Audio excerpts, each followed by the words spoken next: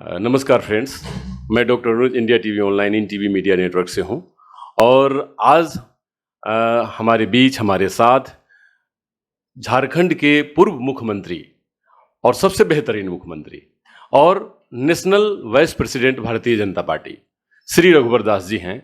और आज जिस विषय पे हम बात करने वाले हैं वो है हमारे राष्ट्रपति चुनाव को लेकर के। और मैं जहां तक समझता हूं कि पूरे देश में इनसे बेहतर, इनसे ज़्यादा और इनसे अच्छे तरीके से कोई नहीं जो उनके साथ काम किया हुआ हो। तो आज मैं इन्हीं से जानना चाहूँगा कि जब भारतीय जनता पार्टी एनडीए ने श्रीमती द्रौपदी मुर्मू का नाम अनाउंस किया कि वो हमारी कैंडिडेट होंगी राष्ट्रपति के लिए, तो उसके लिए इनका क्या कहना है, इनसे जानते हैं। सर, नहीं, एनडीए के द्वारा जो निर्णय लिया गया वो ऐतिहासिक निर्णय है, क्योंकि पहली बार आज़ादी के बाद जनजाति समाज से झारखंड जैसे राज्य में महामहिम का दायित्व संभाल चुकी आज एनडीए ने, माननीय प्रधानमंत्री मोदी जी ने उन्हें देश के सर्वोच्च पद, राष्ट्रपति पद पर उम्मीदवार घोषित किया। इसके लिए माननीय प्रधानमंत्री मोदी जी, हमारे भारतीय जनता पार्टी के राष्ट्रीय नेतृत्व और एनडीए के सभी साथियों को झारखंड की 3.25 करोड़ जनता की ओर से बहुत बहुत बधाइयाँ। साथ ही साथ पूर्व राज्यपाल माननीय श्रीमती द्रौपदी मुर्मू को भी ढेर सारी शुभकामनाएं। लगभग जीत तय है, लेकिन जो विपक्षी उम्मीदवार माननीय जसवंत सिन्हा जी, वो भी झारखंड के हैं। तो मैं माननीय जसवंत सिन्हा जी से अपील करूंगा कि जिस प्रकार विपक्षी उम्मीदवार का बनने से माननीय शरद पवार जी, फारूक अब्दुल्ला जी ने इनकार किया, तो अब एक जनजाति समाज को इतना बड़ा गौरव प्राप्त हो रहा और झारखंड की जनता ही नहीं आपको एमपी, एमएलए, मंत्री बनाया, तब जनजाति के हित में और देश के हित में, ताकि दुनिया में एक संदेश जाए, एक जनजाति महिला को देश के सर्वोच्च पद में बैठाने में सभी लोग एक होकर सर्वसम्मत से राष्ट्रपति बनाया, तो एक मिसाल पेश करें। और इसकी पहल सभी विपक्षी दल के सदस्यों से मेरा अनुरोध होगा कि हम दुनिया को एक दिखाएं कि सर्वसम्मत से हमारे यहाँ राष्ट्रपति पद का चुनाव होता है।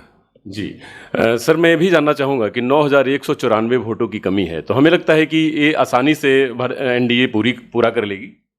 मेरी तो अपील होगी विपक्षी दल के सदस्यों से कि चुनाव की नौबत ही ना आए, एक नया मिसाल पेश करें, ताकि दुनिया में संदेश जाए कि एक सामान्य महिला जो संघर्ष कर यहाँ तक पहुँची, क्योंकि उनके पति की भी मृत्यु हो गई थी और उनके दोनों बेटे के भी असामयिक मृत्यु हुई थी, तो ऐसी महिला संघर्ष करके भारत जो दुनिया का सबसे बड़ा लोकतांत्रिक देश है, उस लोकतांत्रिक देश का सर्वोच्च पद पर एक गरीब आदिवासी संथाली महिला को ये प्रदान भारत में ही संभव है।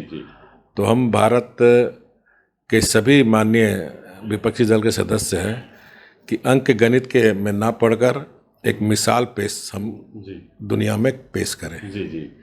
सर का कहना है कि ये दूसरी राष्ट्रपति होंगी महिला, अगर इनकी चुनाव हो जाती है। संथाली महिला हैं और जहाँ तक प्रधानमंत्री जी का संदेश है, उन्होंने कहा है कि गुड एडमिनिस्ट्रेटर, सेंसिटिव पर्सन, बेहतरीन काम करने वाली, समाज के और नारियों के खास करके और डाउन ट्रोडन पीपल के लिए सबसे ज़्यादा उनकी बातों को रखने वाली।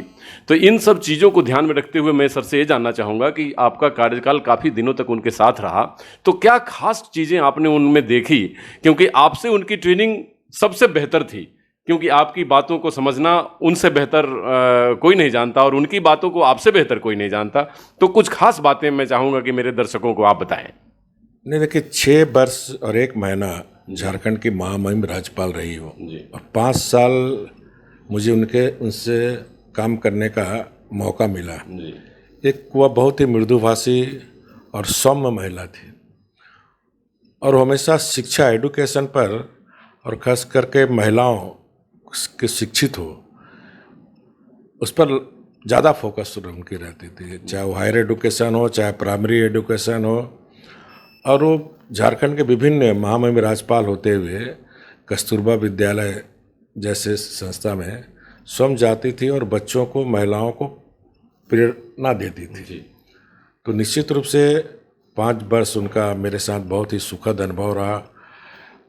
कभी कभी वो मार्गदर्शन भी देती थी कि सरकार को ऐसे काम करना चाहिए, क्योंकि झारखंड अमीर राज्य जरूर है लेकिन लोग गरीब हैं। तो गरीबी से हमारा झारखंड उभरे कैसे, झारखंड से जो बड़े पैमाने पर पलायन होता था वो पलायन कैसे रुके। तो काफ़ी महत्वपूर्ण सुझाव भी देते थे और उनके साथ काम करने का मुझे बहुत ही अच्छा अनुभव रहा। और निश्चित रूप से झारखंड को जो अनुभव प्राप्त हुआ, अब वो अनुभव पूरे देश को प्राप्त होगा और एक अच्छी राष्ट्रपति सिद्ध होगी। सर का ये कहना है कि वो सबसे बेहतरीन राष्ट्रपति होंगी और हम इंडिया टीवी ऑनलाइन की तरफ से मैं भी कहना चाहूँगा कि वो जितने डिजिटल प्लेटफॉर्म हैं उस सब पे तो बताया ही जाएगा, वो बेहतर राष्ट्रपति ही नहीं होंगी और वो बेहतर एक ऐसे समाजसेवी भी रही हैं जिसके बारे में सर ने कहा। तो मैं लास्ट में आखिरी सवाल ये करना चाहूँगा और पूछना चाहूँगा कि द्रौपदी मुर्मू जी का चुनाव के बाद क्या क्या भारतवर्ष में आने वाले चैलेंजेस हैं जिसको फेस करने में हम सब लोग एक टीम की भूमिका निभाएं, तो उसके बारे में थोड़ा दिशा निर्देश देंगे। देखिए, महामहिम राष्ट्रपति का पद एक संवैधानिक पद होता है। तीनों सेनाओं के कमांडर इन चीफ महामहिम राष्ट्रपति होते हैं। तो निश्चित रूप से जिस तरह झारखंड में उन्होंने सभी को साथ लेकर चलते हुए झारखंड कैसे आगे बढ़े, तो जो संघीय ढांचे जो हमारा देश में है, तो संघीय ढांचे कैसे मजबूत हो, तो निश्चित रूप से सभी राजनीतिक दलों को लेकर, सत्ता हो चाहे विपक्ष, हमारा देश जो एक लोकतांत्रिक देश है, तो दुनिया में और कैसे भारत आगे बढ़े।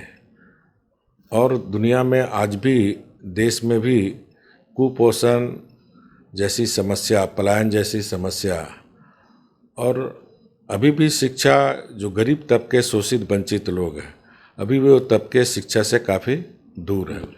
तो वैसे समाज के लिए निश्चित रूप से महामहिम राष्ट्रपति जी जब बन जाएगी तो ये काम जरूर करेगी, क्योंकि उनके जेहन में ये सब बातें हैं जो मैंने 5 साल अनुभव किया। जी, धन्यवाद सर।